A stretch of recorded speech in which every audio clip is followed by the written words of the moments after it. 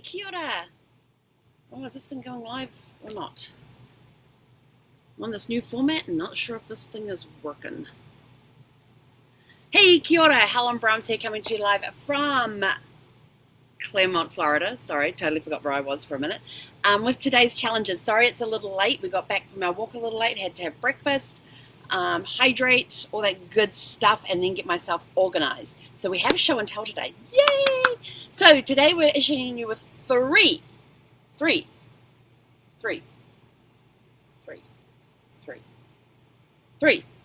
challenges. Where's my camera? There's my camera.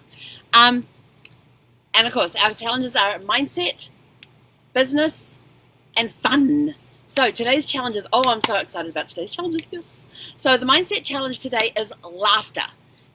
Laughter is absolutely the best medicine out there. It helps lift your spirits, it helps you feel great, you get those endorphins going. It just takes you out of whatever funk that you're in. You know, things like, have you ever tried to, what was the one?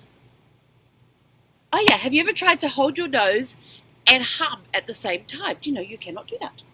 But anyway, so I've put in the comments and the description for the video wherever it's gone now. I have no clue, because this is the new format they're doing here. I put in there a link to Carol Burnett's book, This Time Together. It is. I listen to a lot of autobiographies, and in this one, she reads it herself, and I love it when the person the book is about is actually reading it themselves, because they're putting their own spin on how they want you to hear it or read it. And the one thing I like about this book is she talks about times that she met with people like Jimmy Stewart and Julie Andrews and all the other people that she's been known to meet with over the years, and how things like if you've seen her comedy show where she does Went with the Wind, and she comes down with the curtain rod as her shoulder pads. She talks about that and how that occurred, but it's all done in her own thing, and about how one time, I used to, when I had Gus and we used to go walking, I would plug my headphones in and I'd be listening to this book, and I am cracking up laughing while I'm trying to walk. I don't know what people thought about this person who was just walking along, laughing like crazy, walking this big black dog. It must have been a sight for people to see, but I have to tell you, it was one of the funniest books I've listened to. Another funny book I listened to was Billy Crystal's book, and I can't remember the name of it, but he does all of his voice impersonations in there as well. But go find a book on jokes, go find a funny movie to watch, one of your favorite go-to comedy movies, try out a new comedy movie, pick up audio books by famous comedians, especially when they're telling, because when they're telling this, and it's got to be done by them, because, I mean, in Carol Burnett's one, she does the Tarzan yell, yes! I think she actually does it twice in the book. I know she does it at least once. She may do it twice. I think she does it twice. But anyway, so, you know, go listen to funny books, listen to audio books while you're going about your day. Just something to help boost your spirits and give you something to smile about in these times. Business. Now, business. Okay, so for business, you're going to need, today, we're doing Boredom Busters. Yes, Boredom Busters. This is my favorite one. I get these puzzle books. You can get the full-size ones, the little ones, but I always get the ones that are just the one, like this one's this one's crosswords, this one's word seek. And the reason I get I don't get the variety pack to do this exercise with is because sometimes the puzzle takes 2 pages. But when you go into here, you've got a puzzle, puzzles on one side, but then when you turn the page, there's a puzzle on the other side. They're only 1-page puzzles. And then what you do is you take a number 10.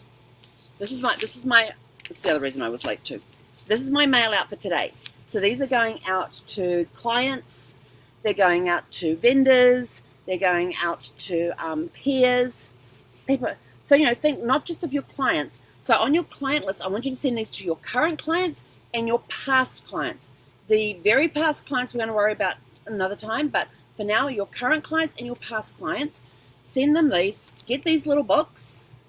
You know, you can get these ones with the fun size. Make sure that, one topic only.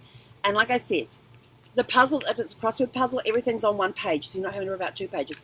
Then you just get, I get a craft knife and just run it down here and go through the different layers, so you're not getting the glue, and it separates everything. and I keep the answers. So I always make sure when the puzzles go out that there's a puzzle on both sides of the page, and it's not, oh, well, that one's going to be fun. That one actually goes on 2 pages. Oh, well, hang on, they changed this. All right, so this one here, halfway through, starts going to clues on 2 pages. Not acceptable. So that means I'm going to be sending out the first 72 puzzles because they're all single pages, which is not a problem because it gives me something to do. I have my own Boredom Buster at that point. And then also to look for pages, because sometimes they have them in here. And does this one have it? Yes, it does. So sometimes you have the commercial on one side. You keep that one. You keep the answers, because if they get stuck, they can come to you for the answers. Pretty cool, huh? And then, of course, with the, and it looks like this one here does the same. Oh, that's a cool one. It's missing vowels. So again, when you're sending them out, make sure there's one puzzle per page on each side. Stick them into a number 10 envelope, hand address them, stick your return address label on them. That's all I've got to do on these. Stick a stamp on them. Really, really cheap to do. I mean, these puzzle books are like, $3 or $4, and you get 72 puzzles that you can send out. I mean, I don't even know the math on that. Then you get a box of number 10 envelopes, which is pretty cheap as well. And your stamp is whatever the stamps are these days. But if you have forever stamps and you've got a whole bunch of them, it doesn't matter. I go and buy mine in bulk. I buy 100 stamps at a time. And they usually last me for a couple of years, maybe less. Actually, I think it's less now. So, Boredom Busters, send your clients some puzzles to do. And then you don't stick a business card in there. You just get, what did I do with it? Oh, that's right. I traveled the other day, so it's away. Just get the little 3-inch Post-it pad and just write on there. Here's a Boredom Buster for you. Hope you're having an awesome day, and sign your name. That's it. The only way they're going to know where it's come from is when you put your return address or label on there. There is no business card goes in. This is not a selling thing. It is just, hey, just wanted to break up the boredom for you while you're stuck at home.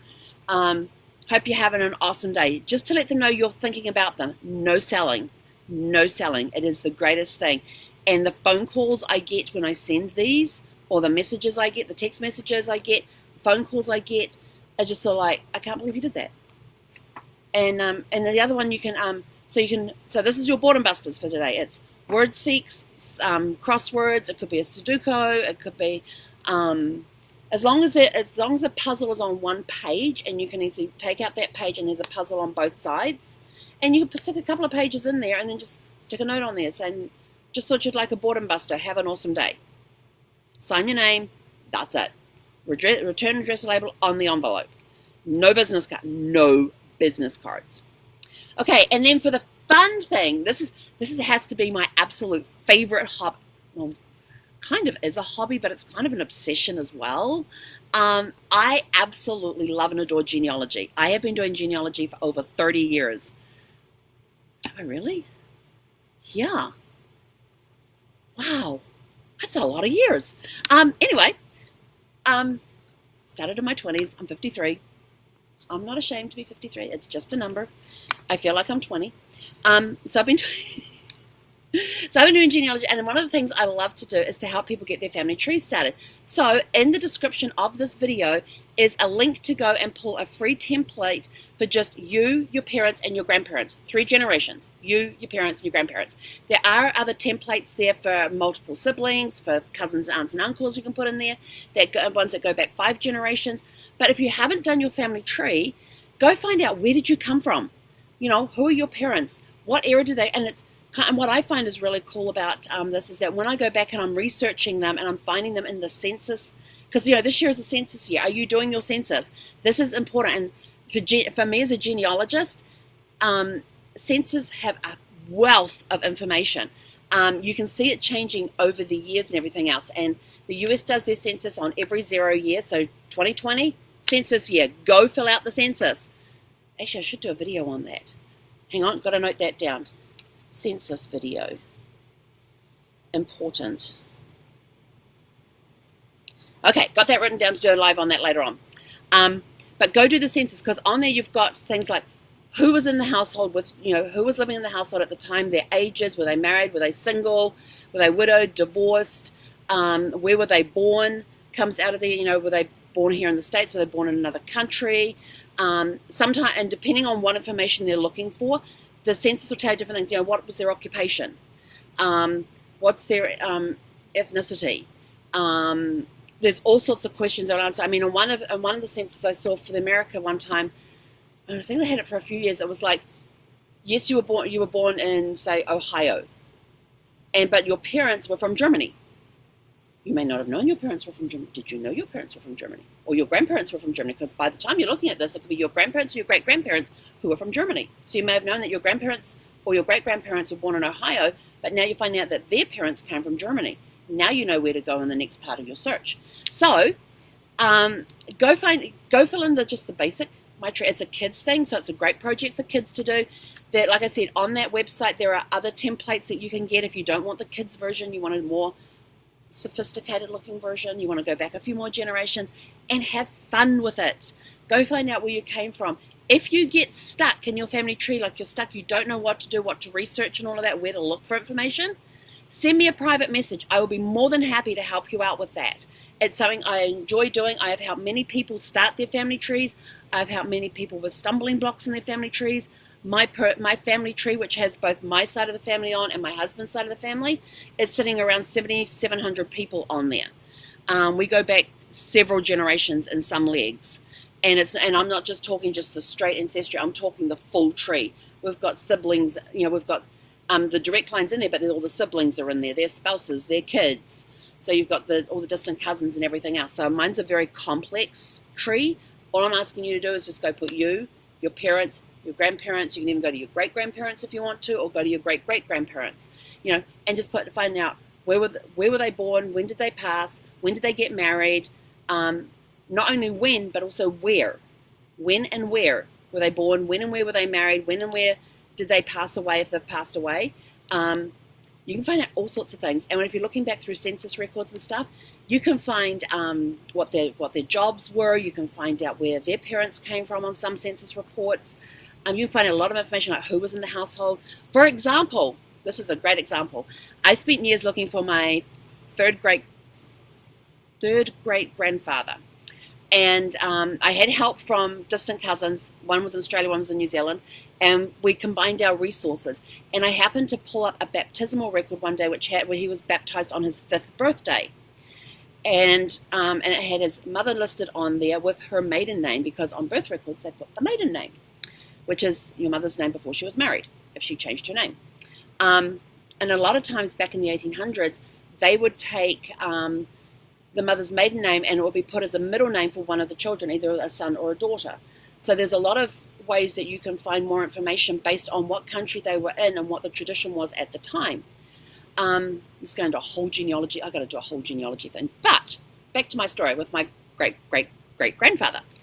So I was sitting there looking at baptism, and I had the mother there, and thought, okay, well, that's the right mother because it's the right name and everything else. This is the right thing because we already have his birth certificate, a copy of his birth certificate, and so we know that was the year, because it had his birth date on there as well as baptism. So I know I've got that part right. I've got the mother's correct.